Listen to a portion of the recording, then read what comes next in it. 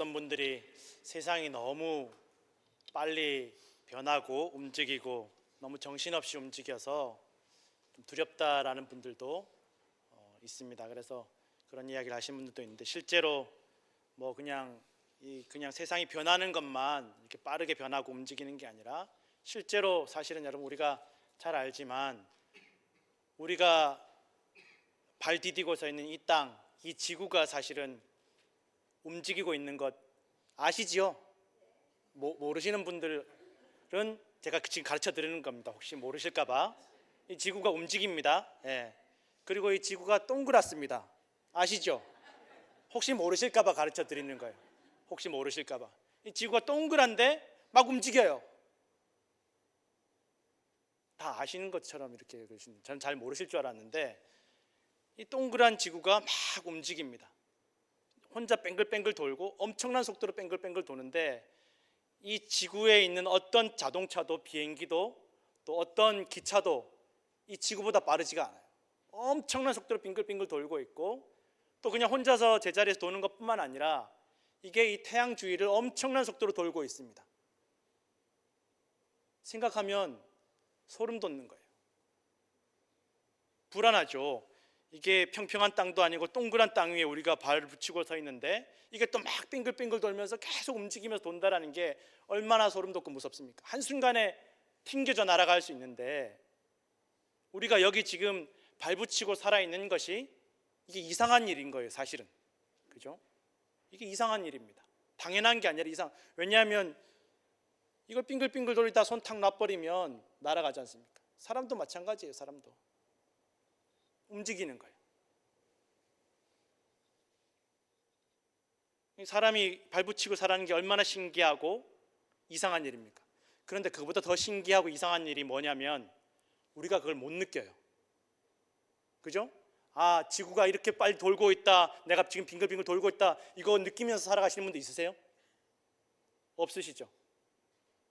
막 세상이 빙글빙글 돈다라고, 아니 이렇게 한잔 하시고 빙글빙글 도는 거 말고, 그냥 이 지구가 평소에도 막 빙글빙글 돌고 막 태양을 빙글빙글 돌고 있다는 이 속도를 느끼는 분들이 있냐는 거예요. 없다라는 거예요. 이거 못 느끼는 게 더 이상하고 신비한 일인 거예요. 그리고 못 느끼니까 사는 거예요.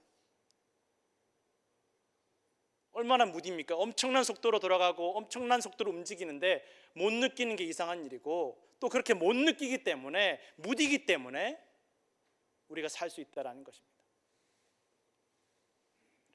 여자분들이 남편분들 때문에 한탄하는 이야기들 중에 하나가 참 눈치 없고 무디다고 그러시는 분들이 있어요. 아무리 잔소리를 해도 도대체 귀담아 듣지도 않고 눈치도 없고 무뎌가지고 남의 감정이 어떤지 잘 모르겠다고. 그런데 그게 복이라는 거예요. 여러분 한번 생각해 보세요. 남편분들이 부인이 잔소리 한마디 했는데 막 울어요. 아우 속상해 죽겠다, 내가 못 살겠다. 부인이 잔소리 한마디 한 거 가지고 밥도 안 먹고 알아눕고 막 죽는 날까지 가슴에 막 품고 살아가고 못 살아요. 무디니까, 눈치 없으니까 살아가는 겁니다. 그것도 또한 복이라는 것입니다. 우리 박종규 장로님, 김철성 권사님이 잔소리 하시면 담아두십니까? 담아두세요? 안 담아두실 거예요. 안 담아두시나요? 담아두세요? 장로님이 담아두시는구나. 장로님이 담아두시는구나. 몰랐네. 또 흘려 들으니까, 또 저도 마찬가지예요. 저도 뭐 막 이렇게 얘기해도 한 귀로 듣고 한 귀로 흘리니까, 그러니까 사는 거죠. 막 가슴에 담아두고 밥도 안 먹고 막 울고, 그럼 제가 여기 설교할 수 있겠습니까? 못합니다. 그것도 복이라는 것입니다. 이미 복 누리고 계신 거예요. 누가, 친구가 또 뭐 교회에서 또 뭐 잔소리 한마디 들었는데 막 이걸 못 잊고 그러면 괴로워서 못 사는 거예요. 이것도 또한 복이다라는 것입니다. 우리가 사람들이 어린 시절에는 세상이 다 자기를 중심으로 움직이는 줄 안다라는 거예요. 다 우리 부모님이 나 위해서 이렇게 해주시고, 우리 가족들이 할아버지 할머니가 나 위해서 이렇게 해주시고, 또 내가 원하는 거 울면 또 다 이렇게 달래주고 얼러주고, 세상이 다 내가 주인공인 것처럼 그렇게 아이들은 자라가지만 자라갈수록 이제 내가 주인공이 아니라는 것, 세상이 나 중심으로 돌아가는 게 아니라는 것 점점 깨닫게 된다. 학교만 가도 다 내가 원하는 대로 이루어지는 게 아니구나. 선생님들이, 친구들이, 또 만나는 사람들이 다 내가 원하는 거 들어주는 사람들이 아니구나. 내가 주인공이 아니구나라는 것을 깨닫게 되고, 내가 세상에서 제일 잘난 사람이 아니구나. 내가 세상에서 제일 똑똑한 사람이 아니구나. 점점 갈수록 내가 참 약한 사람이구나. 그리고 연세 드신 분들 이야기를 들어보면 우리 인생이 얼마나 덧없는가를 이야기하시는 분들이 많다라는 것입니다. 우리 오랜 세월 살아보니까, 나이 들어보니까 우리 인생만큼, 사람만큼 연약한 존재가 없더라.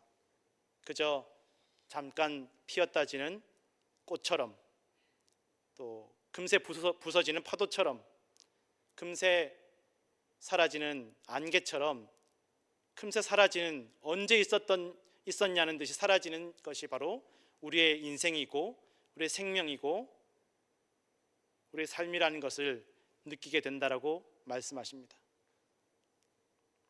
그런데 내가 더 이상 세상의 중심도 아니고 내가 남들보다 더 나은 것도 없는데, 이런 빠르게 변하는, 움직이는 세상 속에서 또 이렇게 잘난 사람들 틈바구니에서 살아가는 게 얼마나 두려운 일인지 모르겠다라고 이야기하시는 분들이 있습니다. 내가 아는 것도 남들만큼 많지 않고, 내가 배운 것도 많지 않고, 가진 것도 없는데 너무 두렵다라는 것입니다. 이 빠르게 변하는 세상, 너무 두렵다라는 것입니다. 여러분, 이 태양을 중심으로 돌고 있는 이 지구와 같은 행성들이, 저는 어릴 때 9개라고 배웠는데 아마 20년 전에 8개로 줄었다 그래요. 이게 왜냐하면 뭐가 하나 없어진 게 아니라 저 끝에 있는 저 명왕성은 얘는 자격이 없다라고 탈락을 시킨 거예요. 왜냐하면 그만한 것들이 너무 많으니까 얘까지 이제 뭐 주요한 행성에 집어넣으면 다 넣어야 되니까, 그래서 빼긴 뺐는데 뭐 없어진 건 아니지만, 그러니 여러분, 이 태양계 안에만, 태양을 중심으로 돌고 있는 이 지구와 같은 이 행성들만 해도 9개뿐만이 아니라 수천 개, 수천만 개가 있다는 것입니다. 그런데 그 중에, 다 떠나서 그냥 그 8개 중에서만 생명이 살고 있는 땅덩어리가 이 지구밖에 없습니다. 8개 중에 1개만 생명이 사는 거예요. 사람이 살고. 그럼 여러분, 뭐가 정상이고 뭐가 특별한 겁니까? 없는 게 정상이고 없는 게 있는 것이 특별한 것이라는 것입니다. 생명이 있는 것이 정말 특별한 일이라는 것입니다. 지구, 태양계만 그런 게 아니라 우주를 살펴보면 지금도 과학자들이 막 빛의 속도로 수천 년, 수만 년, 수억 년을 가야만 도착할 수 있는 그런 별들을 관찰하고 있는데, 이 지구와 비슷한 곳조차 찾을 수가 없다라는 거예요. 너무 어렵다라는 거예요. 생명이 살고 있는 곳을 찾지를 못하고 있는 거예요. 물론 아직 발견 못한 것일 수도 있겠지만 그만큼 찾기 어렵다라는 것입니다. 이런 지구처럼 생명이 태어나고 사람이 살고 있는 이런 곳이 우주에 2개를 찾기가 어렵다라는 것입니다. 뭐가 정상입니까? 뭐가 노멀한 것이고 뭐가 레귤러한 것입니까? 없는 게 정상이고 생명이 없는 것이, 그게 보통이라는 것입니다. 그러면 생명이 있는 것이, 사람이 사는 것이 얼마나 특별한 일인지 모른다라는 것입니다. 여러분, 우리는 사람으로 살아있는 것만으로 해도 엄청나게 이상한 존재라는 것입니다. 특별한 존재라는 것입니다. 그런데 이걸 깨닫지 못하고 살아갈 때가 얼마나 많아요. 왜? 아직 어린아이들처럼 당연히 내 눈에 보이는 게 전부겠거니, 내가 보고 느끼는 게 전부겠거니, 옛날 사람들은 다 해가 뜨고 지니까, 달이 뜨고 지니까, 내 눈에 그렇게 보이니까 나를 중심으로, 이 지구를 중심으로 지구는 움직이지 않고 해와 달과 별들이 움직인다라고 착각하며 살아왔다라는 거예요. 어리니까. 그런 자라면 그게 아니라는 것을 알게 되죠. 알게 되면, 깨닫게 되면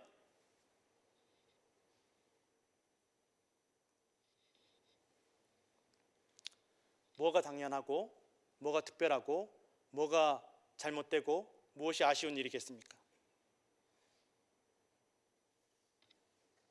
이 지구 같은 행성이 아까 8개 있다고 말씀드렸는데, 수성에는 너무 뜨거워서, 수성과 금성이 너무 뜨거워서 못 살고, 또 지구보다 조금 더 멀어지면 너무 춥고, 또 지구보다 크고 무거워도 사람이 살 수 없습니다.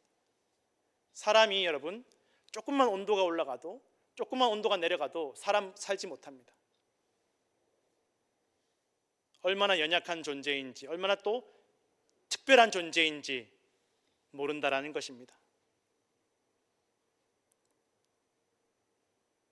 여러분, 우리가 비록 살아가면서 나 참 약하다, 부족하다, 두렵다, 불안하다, 이런 세상 속에서, 이런 인생 속에서 살고 있지만, 지금 우리가 사람으로 살고 있는 것, 이것이 얼마나 큰 우주적인 기적이고 은혜임을 기억하시기를 부탁을 드립니다.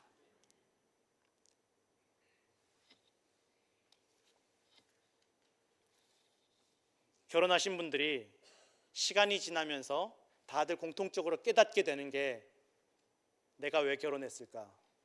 내가 저 사람을 왜 사랑했을까? 그때 내가 무슨 정신으로 저 사람을 만났을까? 이런 큰 깨달음을 얻게 되신다라는 거예요. 대부분 다, 안 그러신 척들 하시는데 다들 그러신 거 알고 있습니다.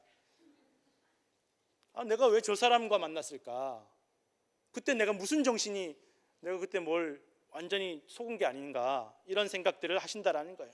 안 맞아도 너무 안 맞는, 온도도 안 맞고 식성도 안 맞고 뭐 말투도 안 맞고 너무너무 다 안 맞는데, 하나부터 열까지 맞는 게 하나도 없는데, 사랑할 이유가 아무것도 없는데, 이익이 되는 것이 아무것도 없는데, 한순간에 그냥 눈이 뒤집혀가지고 사랑하고 결혼하게 되었다라는 것입니다. 그리고 그렇게 사랑한, 뜨거운 사랑이 유지되는 시간이 학자들마다 다르긴 하지만, 길면 한 3년, 뭐 짧으면 3개월, 더 짧으면 결혼식 끝나면 바로 콩깍지가 벗겨지시는 분들도 있다라고 합니다.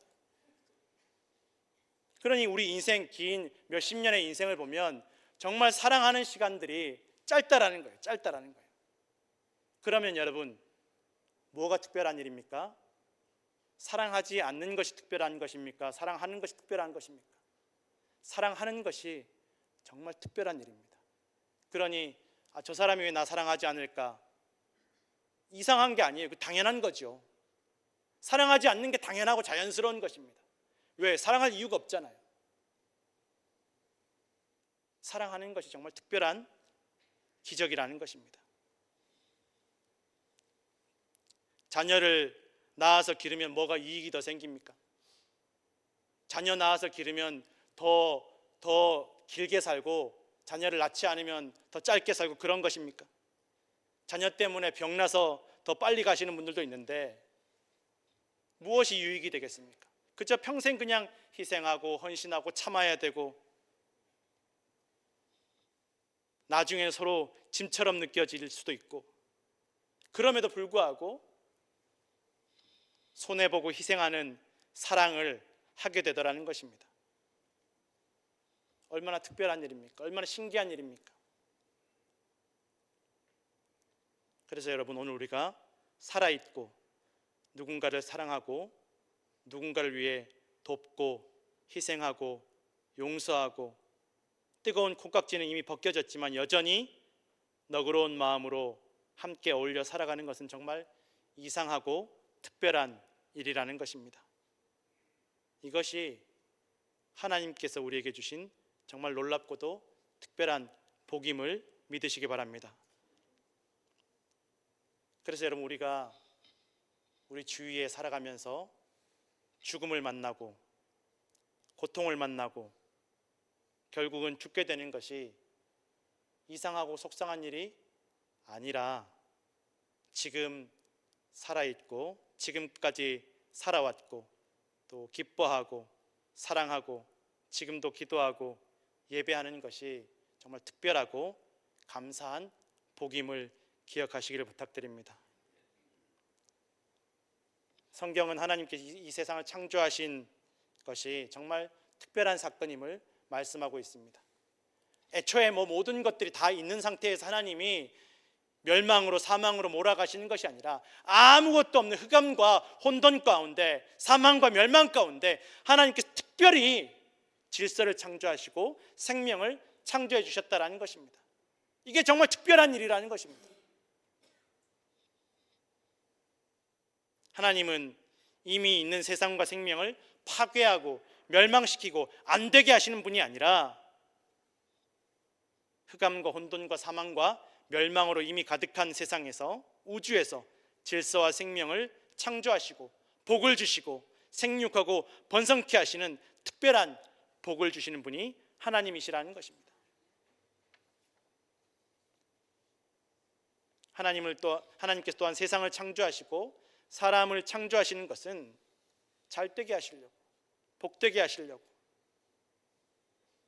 살리시려고, 구원하시려고, 사랑하시려고 창조하셨다라는 것입니다. 이것이 정말 특별한 일이고 기적 같은 일이고 특별한 사랑임을 여러분 꼭 기억하시기를 부탁드립니다. 그래서 하나님은 저와 우리 모두가 다 잘되기를 바라시고 살기를 원하시고 우리를 살리시기를 원하시고 복받고 구원받기를 원하시는 것이 바로 하나님의 마음과 뜻임을 기억하시길 부탁드립니다. 아브라함을 선택하셔서 복이 되라고 하셨습니다. 그러면서 고향과 친척과 아버지 집을 떠나라고 하십니다. 고향과 친척과 아버지 집을 떠나는 게 얼마나 불안하고 두렵고 슬프고 모든 도와줄 사람들을 잃어버리는 일입니까? 그런데 하나님께서 복을 주시겠다라고 말씀하십니다. 그리고 그 말씀대로 약속대로 복을 주시고 그의 길을 인도하셨습니다.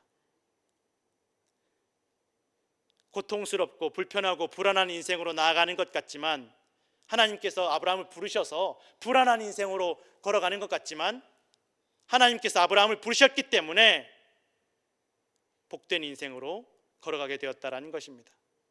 아브라함을 부르지 않으셨다라면 그저 사망과 멸망을 기다리는, 절망만이 기다리는 허무한 인생으로 끝날 수밖에 없었다라는 것입니다. 아브라함의 후손들을 끊임없이 인도하시면서 별의별 기가 막힌 일들을 다 경험하게 하시고 때로는 고통스럽고 답답하고 견디기 어려운 노예살이를 400년 동안이나 경험하게 하셨다라는 것입니다. 그러나 그렇게 400년 동안 노예살이하면서 학대당하고 죽임당하고 그러면 이 이스라엘 민족들이, 아브라함의 후손들이 사라졌어야 되는데 그것이 정상인데 오히려 더 잘 되는 거예요. 더 번성하고 오히려 괴롭히는 사람들이 두려워할 정도로 더 잘 되게 하셨다라는 것입니다. 여기에 하나님의 뜻이 있다라는 것입니다. 그들이 더 이상 이 고통스러운 학대를 견디지 못해서 하나님께 부르짖을 때, 기도할 때 하나님께서 그들을 애굽에서 이끌어내셨습니다.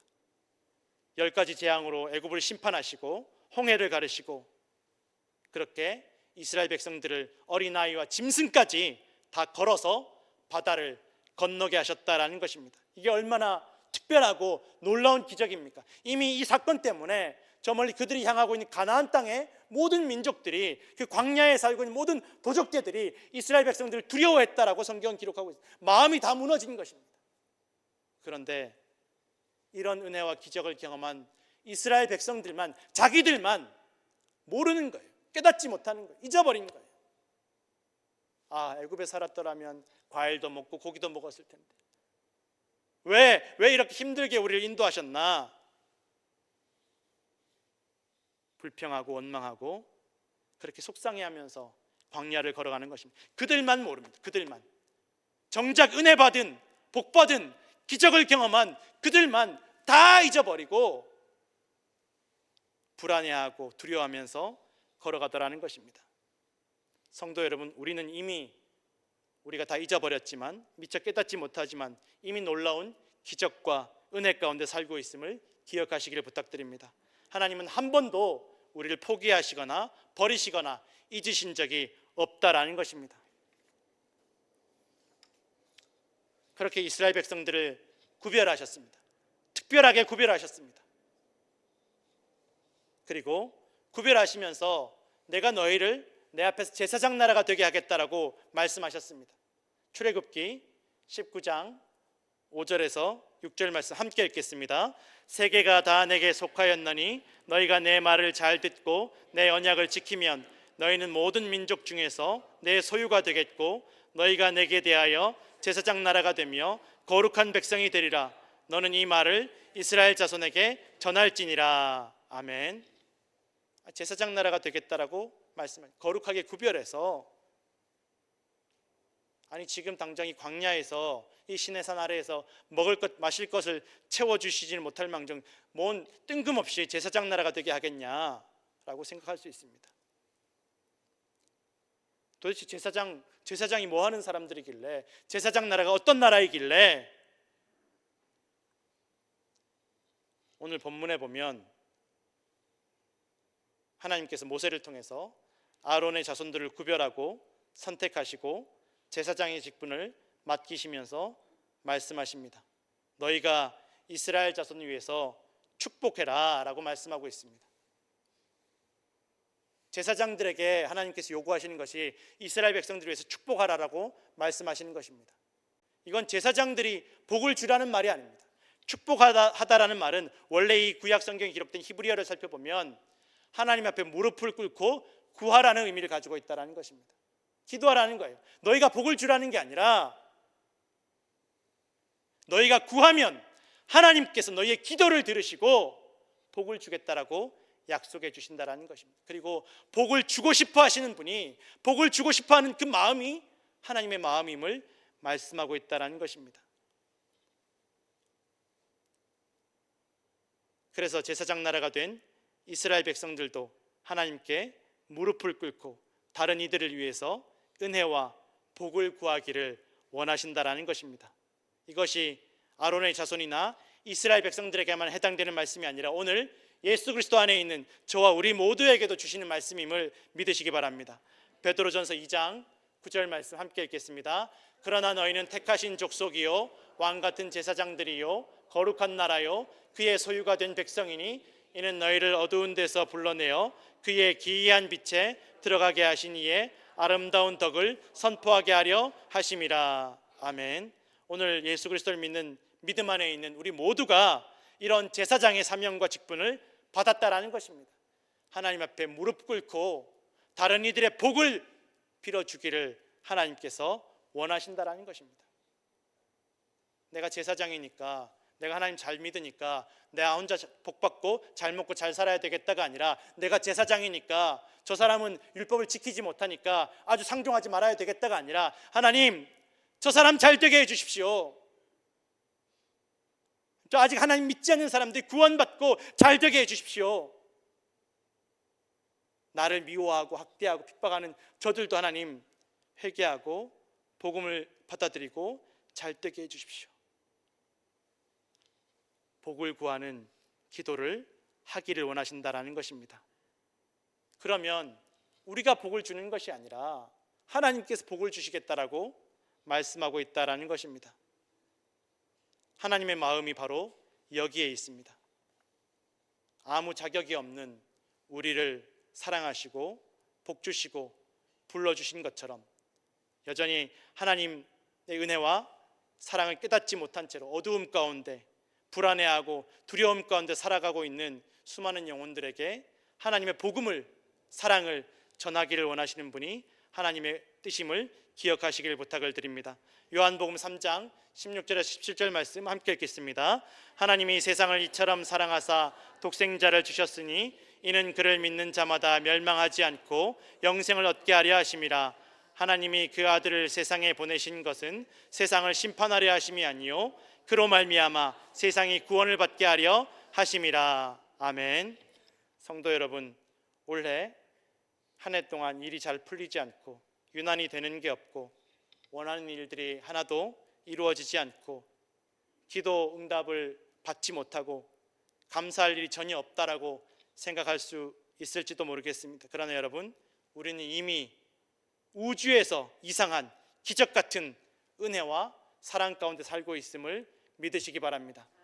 내가 깨닫지 못하지만, 내가 감사하지 못하지만 이미 하나님 우리에게 은혜와 사랑을, 복을 베풀고 계신다라는 것입니다. 그리고 우리가 받은 이 복을 이웃들에게도 나눠줄 수 있도록 하나님께 구하며 기도하기를 원하신다라는 것입니다. 오늘도 우리의 원수까지도 사랑하시고 품으시고 원수를 위해서라도 하나님께 구하며 복과 은혜를 구하는 제사장의 사명을 감당하시는 성도들 되시기를 간절히 축원합니다. 기도하겠습니다.